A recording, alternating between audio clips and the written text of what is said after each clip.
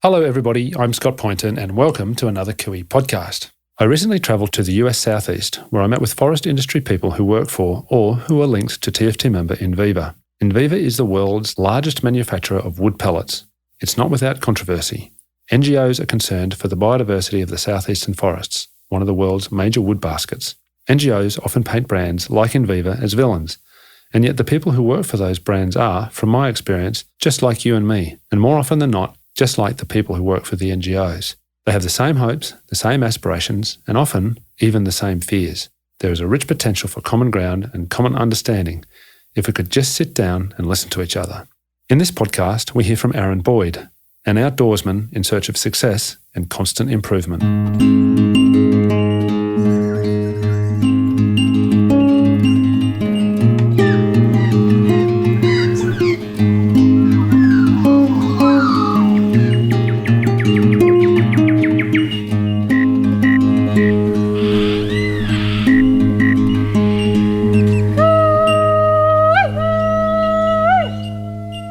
I'm with Aaron Boyd, who's the Regional Manager for Enviva in the Chesapeake region. And we're in Franklin, Virginia. So how are you, Aaron? Doing good. How are you? I'm good. So I've come down here. I met you last year when I was down here in April. We went out into the bush together and had a great day looking at some of the operations that Enviva's doing in the forest operations to see where the wood comes from for its wood pellet business. Tell us about your job. What does being a regional sourcing manager involve? Basically, I'm in charge of buying all the wood, different products, whether it's chips or roundwood or sawdust. I'm in charge of buying all the products for the 3 mills in this region and coordinating the deliveries between the different suppliers and depending on how much the mills are running, how much they need, and who's bringing it in. And then there's a group of foresters that report to me that handle the direct relationships with the suppliers, and I handle the relationship with the 3 mills. And so what does that involve? You mentioned you've got a number of foresters here that are reporting to you. What do those guys do? They get out in the bush and... They stay on top of where the loggers are moving, how much production they have with the different products, if they're moving in an area from one mill to and then closer to another mill, if we need to be shifting them from one mill to the next and backfilling that gap there. Also, they talk to the foresters about, we have a track and trace program, which basically tracks every load from the woods to the mill and having to stay on top and make sure that the information they're giving us is accurate. They do audits on that. And then, making sure it's set up before the load comes in. And then they also do the pay. They negotiate pay on each track for each product to the mill, depending on how far it is and what the cost of the logger has in it. Okay, so what's your background? I live just 30 minutes south of our farthest south mill, and now I travel to all 3 of them. But grew up here for about 18 years and then went to NC State in Raleigh, North Carolina, and got a 4-year forest management degree there, and really thought I was going into forest management to grow trees, and started out that way, and quickly had an opportunity through Enviva as they were just getting started 5 years ago, to join them here and work in the procurement side, to be working on harvesting versus planting. Really thought it was a good opportunity close to home, got me a little bit closer to where I'm used to working. And because I know the people and the landowners in the area really well, it seemed to work out pretty well. So Enviva's not your first job, but pretty close, right? Yeah, pretty close. I used to cruise timber for RMS, which is a big timber management company down in the Wilmington area. Well, they have land all over the southeast U.S., but I was working out of the Wilmington area. Okay. Do you have a family? I do. I have a wife. I've been married just over a year. No kids yet, and several dogs. Several dogs. Any plans for kids? Yeah, in the next couple of years, probably. What does your wife do, mate? She's a elementary school teacher.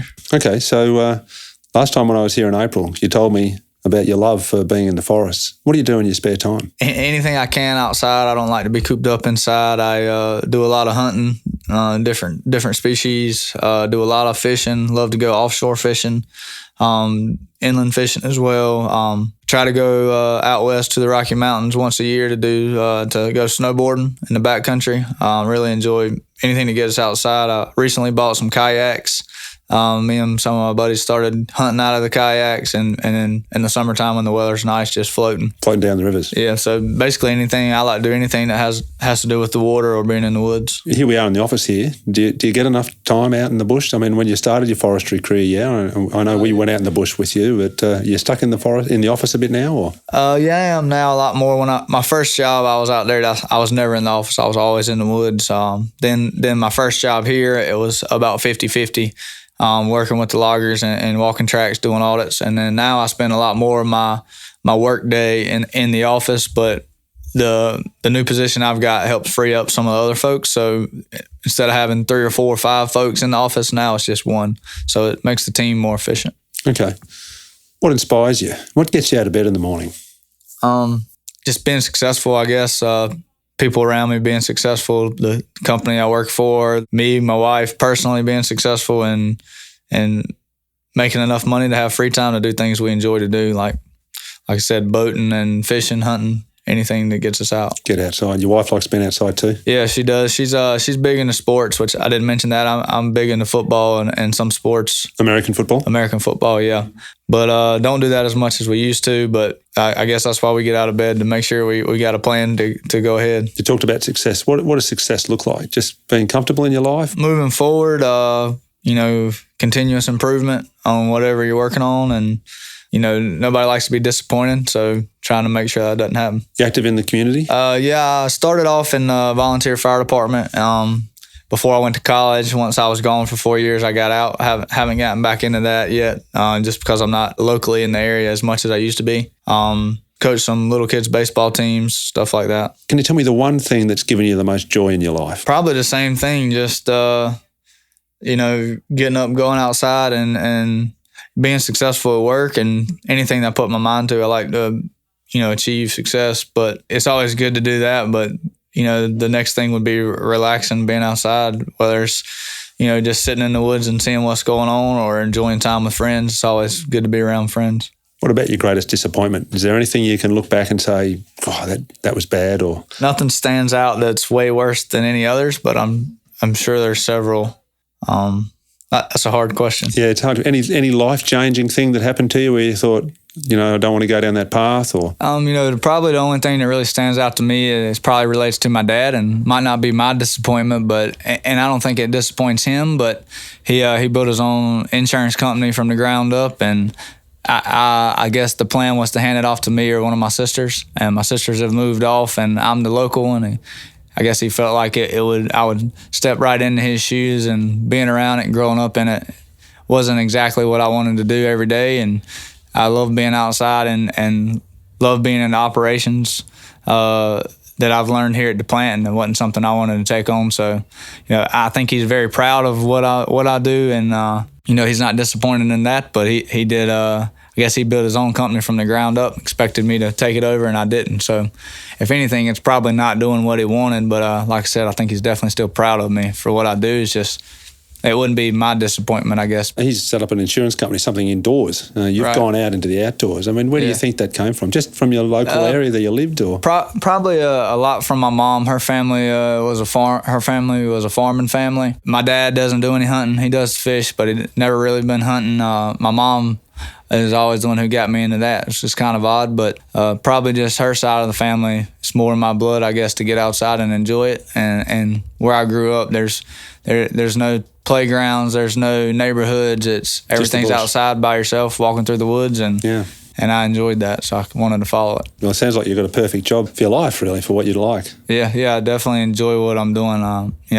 Trying to be successful in it. What about the future? What hopes do you have for the future? I've bought a house in my local community, which is 2 miles from where I grew up, from my parents' house. For the future, I see me staying there for a little while. Something might take me to another country or to another state, another area. But right now I've got a house, trying to build a homestead there. And for the future, whether it's with this company or the next, just continuing to move forward and better myself, my family, and what I'm working on. You got forest on the land that you bought, or? Yeah, it started off, it was mostly cleared, and I've planted 400 trees on it, different species, trying to make a little habitat there. What do you worry about?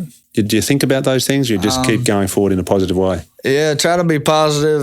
What worries me probably is what's going on in our country and across the world, it seems to be very stressful. And, you hear about the good old days. It seems like we're getting farther away from those. So a lot of tension in the world, isn't there? Yeah, probably the biggest worry would be, I don't have kids yet, but kids growing up in the world today versus what I grew up in, and seeing the struggles that they may have to deal with. Yeah, it's a bit of a worry. I mean, looking from outside, when we live in Switzerland, we look at the US, and coming here yesterday, President Trump was on the TV and the energy bill and all this sort of stuff. Look at climate change, and it just seems to be everything that's going on here is a big fight, and a lot of tension in the country. Do you feel that in the local community? Do you feel this tension? Locally, I don't see it as much.